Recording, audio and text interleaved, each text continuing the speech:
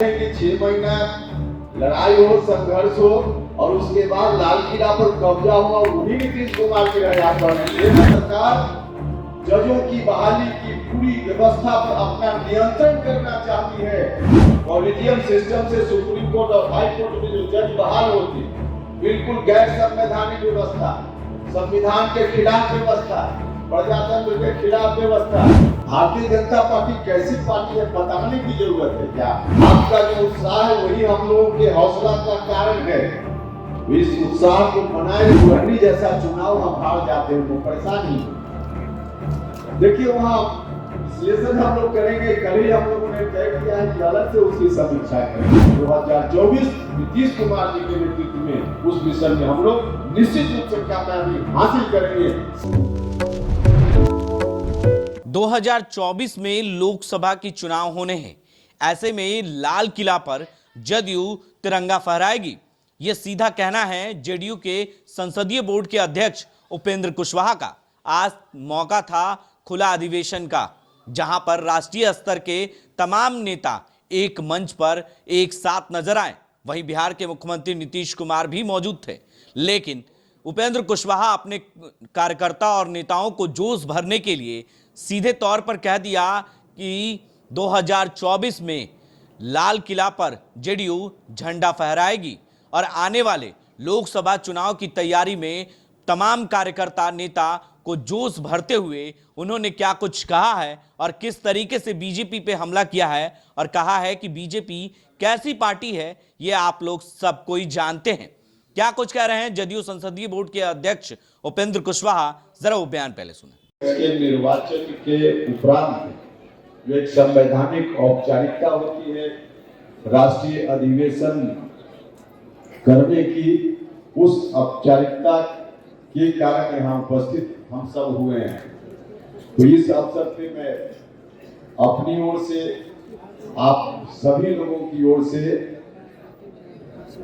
नवनिर्वाचित राष्ट्रीय अध्यक्ष श्री ललन सिंह जी के प्रति बहुत बहुत शुभकामनाएं व्यक्त करते हैं, इनको बधाई देते हैं और हम उम्मीद करते हैं कि जिन अरमानों को लेकर समता पार्टी का गठन हुआ और बाद में जनता दल यूनाइटेड के रूप में वही पार्टी परिवर्तित हो गई, उन अरमानों को जननायक कर्पूरी ठाकुर जी के निधन के उपरांत हम लोग नारा लगाते थे नीतीश कुमार जी के नेतृत्व में कि कर्पूरी तेरे अरमानों को दिल्ली तक पहुंचाएंगे, मंजिल तक पहुंचाएंगे। तो उनका जो अरमान था वही हमारी पार्टी का अरमान। बिहार के गांव में रहने वाले जो गरीब गुरबा लोग हैं, उनका भी वही अरमान है।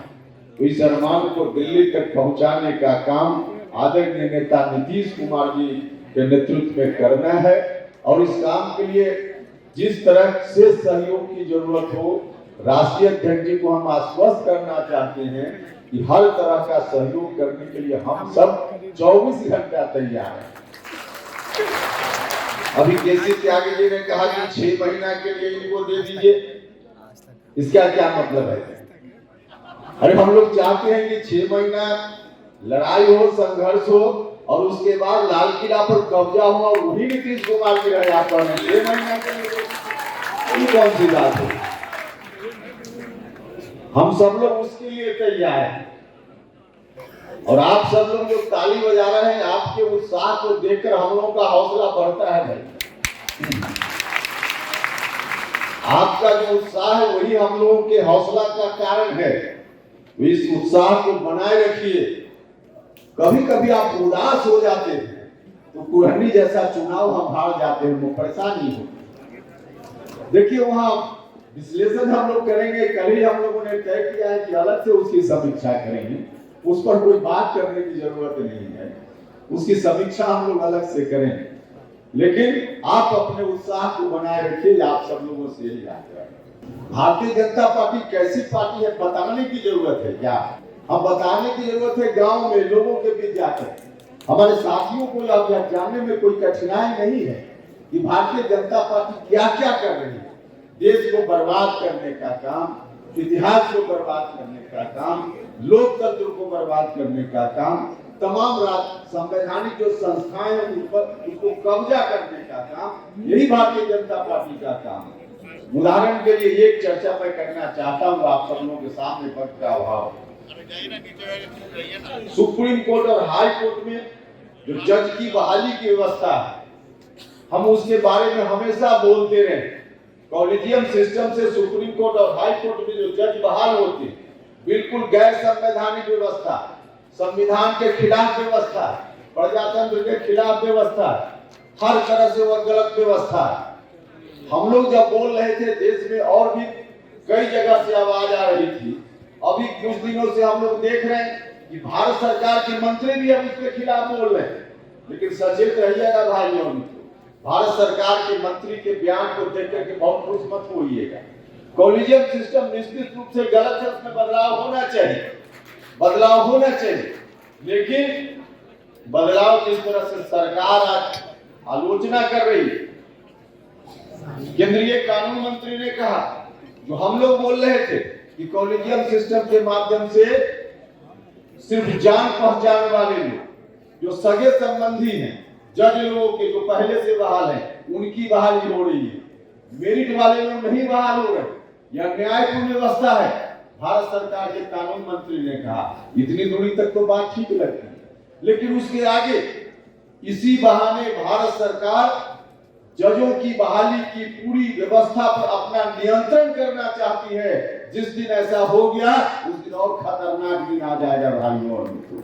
हम आप सब लोगों से आग्रह करना चाहते हैं, कॉलेजियम सिस्टम में बदलाव होना जरूरी है, निश्चित रूप से जरूरी है।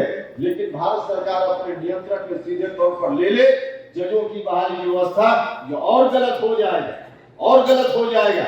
इसलिए इस पर भी हम लोगों को सचेत रहने की जरूरत, सचेत रहने की जरूरत। भाई और मित्रों, बहस का विषय हो सकता है, कैसे बहाली हो, बहस का विषय हो सकता है। लेकिन हमने अपना व्यक्तिगत रूप से प्रस्ताव हमेशा हर जगह दिया है इसके लिए। कॉलेजियम सिस्टम का विकल्प क्या बने, कॉलेजियम सिस्टम के विकल्प के रूप में हमने कहा है, जैसे कलेक्टर और एसपी की बहाली होती है। कलेक्टर और एसपी की बहाली में मेरिट वाला विद्यार्थी चाहे जिस जात का हो, जिस धर्म का हो, अति पिछड़ा हो, दलित हो, महादलित हो, पिछड़ा हो या सवर्ण जात का भी हो, पढ़ाई लिखाई में तेज मेरिट वाला विद्यार्थी हो, खुली प्रतियोगिता से कलेक्टर और एसपी की बहाली होती है। उसमें हर मेरिट वाला विद्यार्थी बैठता है, जो कंपीट करता है वो एसपी कलेक्टर बनता है। क्या ऐसी ही व्यवस्था जजों की बहाली में नहीं हो सकती है? सुप्रीम कोर्ट और हाई कोर्ट के जजों की बहाली में भी खुली प्रतियोगिता हो जाए, जो भी मेरिट वाला विद्यार्थी होगा, जिस जात जिस धर्म का वह जज बन जाए। कोई अब मेरा व्यक्तिगत प्रस्ताव है, कोई और प्रस्ताव हो तो हम लोग देखेंगे, लेकिन सरकार जिस तरह से करना चाह रही है वैसी व्यवस्था होगी, उसको हम लोग कतई स्वीकार करने वाले नहीं है। वो पूरे तौर पे गलत व्यवस्था होगी और आज जो व्यवस्था है उससे भी बदतर स्थिति हो जाएगी। तो इससे भी हम लोगों को सचेत रहने की जरूरत है। और हमारी पार्टी हर मोर्चे पे तमाम इस तरह के मुद्दों पर सचेत है। हम आप सब लोगों से आग्रह करना चाहते हैं कि आप लोग अपने उत्साह को बनाए रखिए। निश्चित रूप से जो अरमान जो है सब लोगों का, जो पार्टी ने जो मिशन तय किया है 2024 नीतीश कुमार जी के नेतृत्व में, उस मिशन में हम लोग निश्चित रूप से कामयाबी हासिल करेंगे। सर देखिए कि आप अपने हौसला को बनाए रखिए। बहुत बहुत धन्यवाद। तो आपने सुना कि किस तरीके से जदयू संसदीय बोर्ड के अध्यक्ष उपेंद्र कुशवाहा ने अपने कार्यकर्ताओं के अंदर जोश भरते हुए कहा कि जदयू 2024 में लोकसभा के लाल किले पर, लोकसभा में चुनाव के बाद लाल किले पर तिरंगा झंडा फहराएगी। इसको लेकर अभी से ही तैयारी में जुट चुकी है और अपने नेताओं और कार्यकर्ताओं को उन्होंने टास्क भी दे दिया। ऐसे ही तमाम खबरों के लिए आप बने रहें देश न्यूज के साथ और देखते रहें देश न्यूज। आशीर्वाद इजीकॉन ग्रुप, भरोसे का दूसरा नाम। हम सिर्फ घर नहीं, खुशियां भी बनाते हैं। आशीर्वाद रोज वैली, जिसमें है premium flats with all modern amenities. Patna में लेना चाहते हैं अपने सपनों का आशियाना, तो कीजिए हमारे इन नंबरों पर संपर्क।